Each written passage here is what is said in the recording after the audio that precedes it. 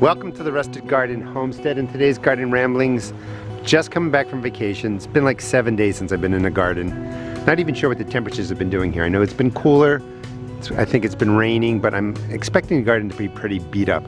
But I want to go through just what I'm going to be doing for the rest of this month, cleaning up the place. So this is on the outside of the garden. All these plants right here are all going to be coming out. Going to cut them back down, get to just the open space. The trees that I let grow in here for the last couple of years are going to be dug up and moved. Going to be prepping this area. I'm going to be moving those boxes, which I typically grow radishes in. Going to move them somewhere else and really just opening up this table, all this space for what I plan to be doing next year is selling and growing a lot more transplants. So that's on the list to change up. As we come inside, all the old sunflowers, some of them I might keep up just for interest points during the winter when it snows. Muscadines, they're starting to die off, so it has been, I think, pretty cold here, at least at night. Well, I should say in the 50s at night. These will get cut back by 2/3. Muscadines, related to grapes, they don't grow on second year growth, only first year growth. So these are going to get cut back a whole lot. Gonna let the peppers keep on doing their thing. They look brilliant. But eventually they will all be pulled out of there. When the blueberries drop their leaves, fall has set in, we've had maybe a couple freezing nights, these are all going to get trimmed and managed a little bit better. The fruit trees I've been talking about, they're going to get cut down by at least 1/3. I don't want these massive trees in here. They were supposed to be dwarf, as I've been saying, or semi-dwarf at least. They're not. The ginger is about ready to come out. Gonna wait just for, I think, the frost to really roll in. And over time, the blueberries have grown into this space. So this bed is gonna have to grow something else, or I'm gonna really have to open it up. Let's just pull out, I don't know.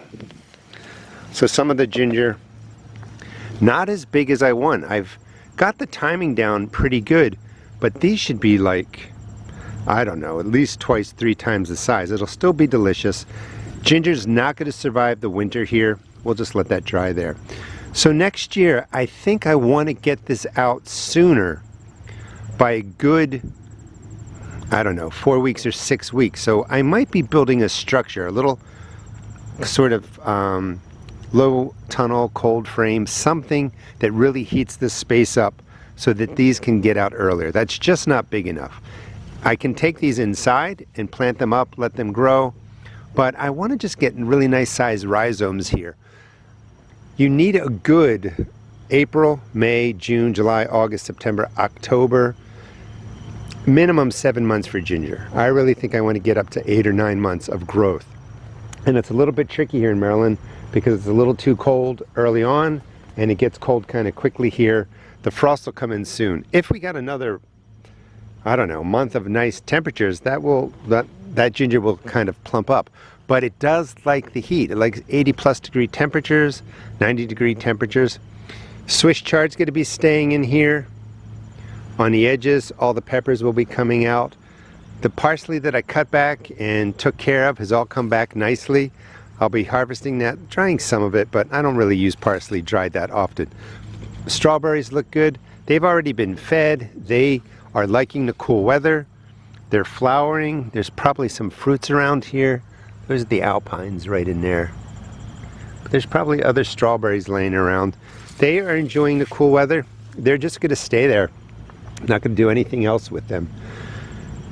Coming around here, more peppers. These will all get pulled out.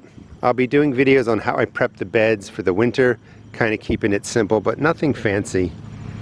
If we take a look, cool weather, towers looking pretty good. They might be a little bit thirsty. They're damp, so it must have been raining here. I'll give these another shot of a water-soluble fertilizer because there's not a lot of nutrients in there because I've been planting in there so often. But that tower looks pretty good. I'll keep that going for as long as I can. This area was all cleared out. Going to clear out strawberries that are on the ground. They will all be moved to different places throughout my property. Some of them will be put into containers. And again, I'm going to be reworking this space. I started this. There's videos on it from last year where I bought some strawberry plants from a nursery. They had runners. I put like 12 runners over there, 12 right here. Year later, so many strawberry plants. I'll be able to really take care of my property with the strawberry plants, putting them wherever I need them. But I want to grow something else in here, so I'll be figuring out what to do with this. I'll be opening up at least one bed. The beans are drying nicely. They're still soft. I can feel them. When everything is dry and solid, they'll be removed. These beds will be prepped. Blackberries, anything that is old growth, that's old growth. You can see some of the berries still in there. All the old growth canes are going to be cut out and removed. I'll be moving some of the stuff around in here. Not really changing the area up, but I have new plans for 2025, so I want something different. And everything is just, you know, beat up, ready to come out. So temperatures were getting colder last night. Some green tomatoes in there. In the video that I'll be doing, I'll be yanking everything out of here and just showing you a quick way to prep this bed, and then come spring you can just start planting in it whenever you want. Broccoli looks pretty good. No worries about that. What's kind of cool about asparagus is, and you can see purple passions coming up, a couple more came up here. When I cut this back, a couple of spears that are coming up that you could eat and harvest. This is pretty much ready for the rest of the year, or ready to go to sleep for the rest of the year. I'll just be sprinkling organic granular down there, compost right down the middle. If you have it, always works well. All the muscadines in here, again, they're going to be cut back. Well, these will get cut back by a good 2/3. I mean, I'm really cutting it back, getting rid of all the growth from this year. The eggplant look great. Not a lot of flea beetles on there. A couple of eggplant ready to be picked. And none of this is going to last much longer because the cold is really rolling in. Like I was saying, the broccoli's in, the peppers in here, still going strong. Peppers grow really well in Maryland. You're going to have certain vegetables that just do really well in your zone. Peppers seem to be problem-free in Maryland. They can still get some leaf spot and fungus and stuff like that, but easy to manage. Once these are done, I will actually pull the plants out as much as the root as I can when I pull it up, and then just compost organic granular. This sunken container garden will be ready to go next year. It's not failed me. I've been doing that for 5 years. Still lots of cherries, but you can see the plants are dying back. There's new growth, but all this stuff really isn't going to do a whole lot. It's time for it to come out. Juliet's almost done. Liking the leeks. They can take the cold. Radishes look pretty good, actually. Let's see. And I don't see any ready in here. I'm concerned that I didn't get to thin them like I wanted to. We'll see if they form well. The Napa type cabbages are looking good. I can see some snail damage. I'll be putting down some snail and slug bait. Broccolis look pretty good. These are parsnips, I believe. So when I moved my parsnips early in the summer, lots of seeds fell and now they're popping up everywhere. Grapevine will be pruned. Not much left for my zucchini. So the weather's really been cooling. Super hots look good. Massive tomatoes in here. Those are my tomatoes that just grow wild. I believe they're a version of Matt's Wild Cherry, but I call them the Rusted Garden compost tomatoes. And slowly, you know, opening up space. Dill is still going. It's really the end of the season. Some green tomatoes in there. They're not really worth saving. You can't speed up ripening. You can pick them, put them on a windowsill. I'll be actually probably pickling some green tomatoes. But everything that we've really walked through are going to be pulled out, and we'll see what happens. Look at just massive growth of tomatoes. I mean, this plant is not being affected by any kind of issues. It's growing really well. If I had another month of warm weather, I'd have so many cherry tomatoes on there, but it's not going to happen. It's nice. My final wave of cucumbers, I can see two beauties right down there. Those are probably okay. Might be too big. If they're too large, I'm going, and here's some large ones over here. So this plant has died off while I was gone, but there's cucumber down there, one down there. If they're a little bit tart because they've been on there too long, that happens to cucumbers, I'm going to slice them thinly and I'm going to just pickle them with 50% apple cider vinegar and water. This space needs to be opened up. Still got a watermelon going. Some of my plants are coming up in here. All these beds are going to be put the rest of this year, probably this week. Anything that's left, we'll see what I can do with it. Maybe I'll make a tomato cucumber salad finally. But it's really time for everything to come out. Wanted to come back to this space. This is like 3 feet by 6 feet, 2.5 feet by 6 feet. Always grow 3 tomato plants in there, 3 over here in this section, 3 over here in this section. So this is always going to be 9 tomato plants. Just a quick way to prep these beds. You can see, you know, some of them are full to the top of the frame. Some of them have mulch in there. I'm just going to cut the tomatoes to the ground. Leave the root systems in. Maybe weed a little bit, but I'm just going to remove the weeds, drop them. Sprinkle down, if you have it, organic granular. If you have compost, you can use compost instead. Sprinkle some compost across there. And then I'm just going to put fresh cut grass on top of there. You could put leaves on top of there, just covered over with some organic matter. And this bed's going to be fine come next spring. In the spring, I'll put down more compost, but you're not going to have to do a whole lot. You don't have to worry about the roots that are in there. You're just going to dig holes, because I know that I'm going to be putting transplants in there. I'm just going to dig, you know, a transplant hole in 1, 2, 3 spots. Add in some stuff like I've shown you in plenty of videos on prepping the planting hole. Put the tomato in, maybe mulch a little bit more in the spring. Just clean it up. And the tomatoes are going to do really well. You don't have to do a lot of work, spend a lot of money to put your beds to rest. Just cut the tomatoes off at ground level, leave in the roots, some organic granular or compost, both if you want, covered over with cut grass, leaves, straw, hay, whatever you want, and let them go. You know, not so much to see here on this Garden Ramblings, just a garden really in transition. This is what peppers look like here when they start getting beat up a little bit. Plenty of sweet peppers, broccoli in there, lettuce in there, cantaloupe finishing up. You can see the rack that I put in there. There's one forming. Don't know if that'll be enough time, but it's really time to say goodbye to the summer garden. Marigolds did really well in here. I'm going to keep the yellow ones in here. I like that burst of yellow color. Let's go over into this space. Just left this project here from the last video.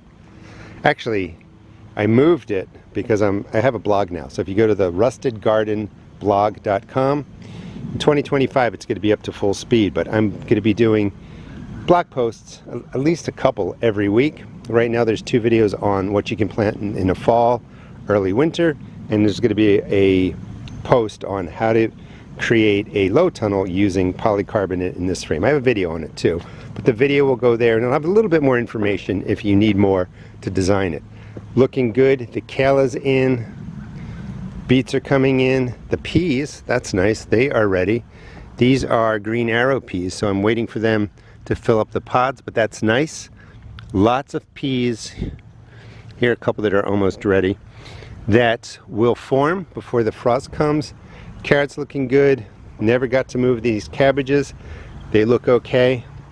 I'll get 2 nice big heads of cabbage there.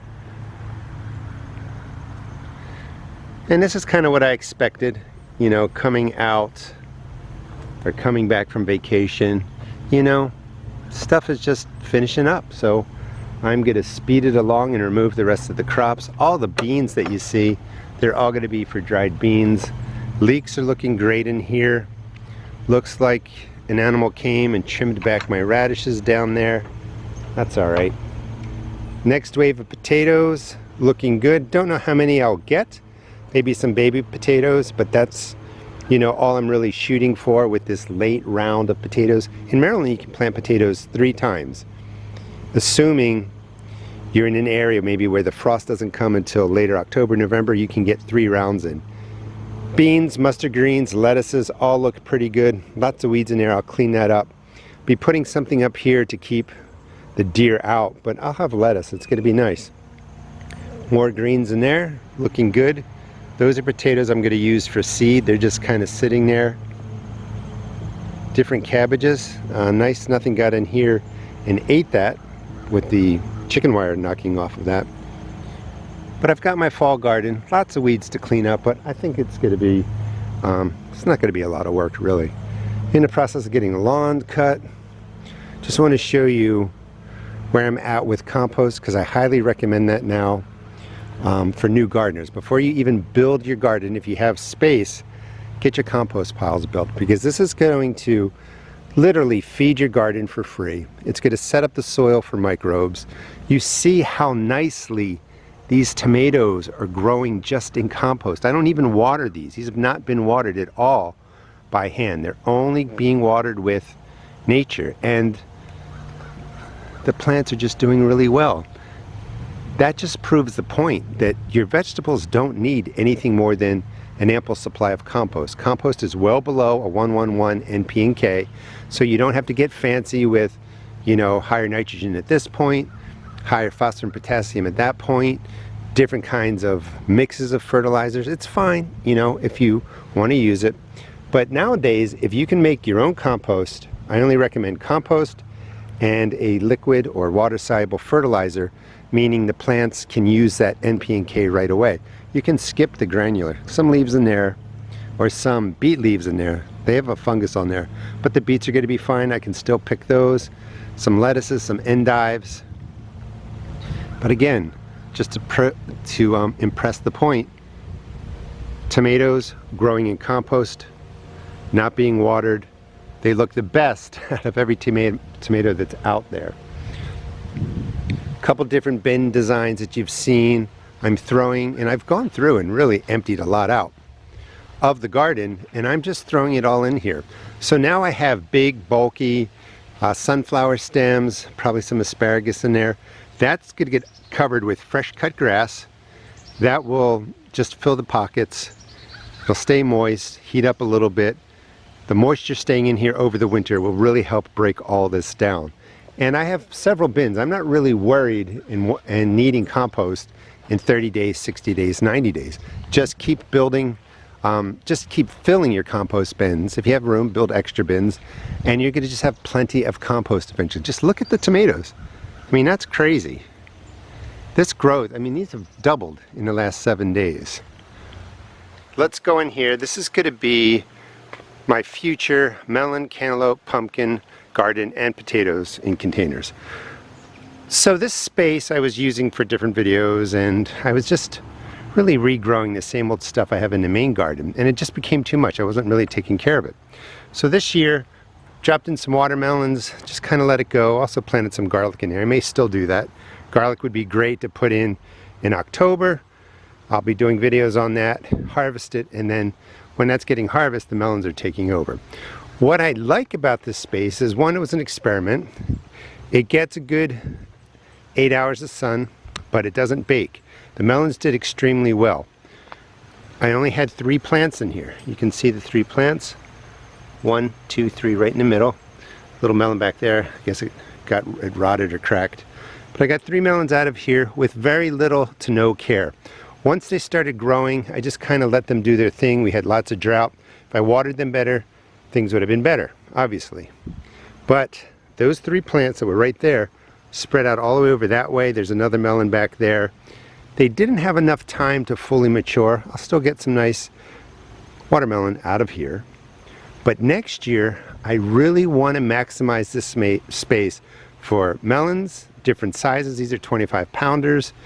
These might be Crimson Sweet. Going to do the sugar babies, different cantaloupe, some pumpkins of some sort. But I don't want them growing all over the ground and taking up the space. I want this to be all mulched out. Coming around here, I have my potatoes. Potatoes, FYI, I pulled potatoes out of here a couple weeks ago. They finished maturing, let's say late June, middle July, and I just left the potatoes in those bags, and I've been taking them out and eating them. That's what I made the potato soup and leek soup out of in, I think a short or something I did. The potatoes can really sit in there. Perfect space for everything that I just described. I want to work on this space, and I'm going to be putting 4 T-posts, 1 in each corner, about 8 feet tall. Then I'm going to be cutting cattle panel to fit the size of this, and I'm going to do a level, I don't know, maybe let's just say 1.5 feet, 2 feet up, another level, 3.5, 4 feet up, another level, you know, maybe 6 feet up. I don't think I'm going to go any taller than that. But by having 3 levels, and the cattle panel's going to make shelves, just did a video on that for an A-frame, I'm going to be able to grow these melons. You can see the size that they get straight up. It's going to be a nice vertical garden. I'm going to be able to put in 2 plants per, grow upward, save all the space. I'll do the same thing right in there. Going to do the same thing right in here in some capacity, and the same thing right in here. So that's going to be 4 levels, 4 levels, 4 levels. Let's just say 3 or 4 levels, because it was actually 2, 4, and 6. So, well, if you count the ground, 4 levels, but you get what I mean. It's 3 levels of shelving made out of cattle panel that allow me to grow vertically, give me a lot more space. And this is where I'm going to be growing my melons. This was kind of a, you know, an experiment. They did well. They were neglected. They didn't get a lot of water. They weren't fed regularly, but they did extremely well. I don't really need this space for tomatoes and peppers. So one thing I recommend is, if you have a larger garden, don't keep growing more of what you don't need. Think of a way to use each space uniquely. So the melons did extremely well here. Maybe I'll put in pumpkins too, but this will be, you know, my large fruited garden, cantaloupe, melons, pumpkins, and I think it's going to look great. So I'll be using this space a little bit differently next year. I want to maximize it. I don't have to have melons and stuff out over there in my other garden, and you know, it's going to be beautiful, and I think it's going to look really cool. Subscribe and I'll show you how I build the vertical gardens out of the cattle panel. And it's not just going to be hoops, it's actually going to be flat shelving, so the vines can go straight up and the melons can just rest right on there, and they're not going to pull away from the vine. So I recommend at this point, if you're in an area like Maryland, Zone 7, unless your tomato plants are looking like this, but if everything is kind of beat up now, I know that the cold temperatures are rolling in, just remove all your warm weather crops. In here, the peppers look good, they're going to stay, but everything else is really going to get pulled out. No point in keeping them around. If you want the green tomatoes, put them on a windowsill, pickle them, fry them green. You can do something with them. But it's really time to clear out the garden, put the garden to rest, maybe grow some more cool weather crops. Thanks so much for watching. Please check out my seed shop at therustedgarden.com. Please subscribe. I'm trying to get to 750,000 subscribers. I appreciate the help. And please check out my blog, The Rusted Garden. Yeah, let's try it again. therustedgardenblog.com. And it's going to be up, fully functional, January of 2025. But I am putting in blog posts now for things you can do in the fall and winter. Thanks so much for watching.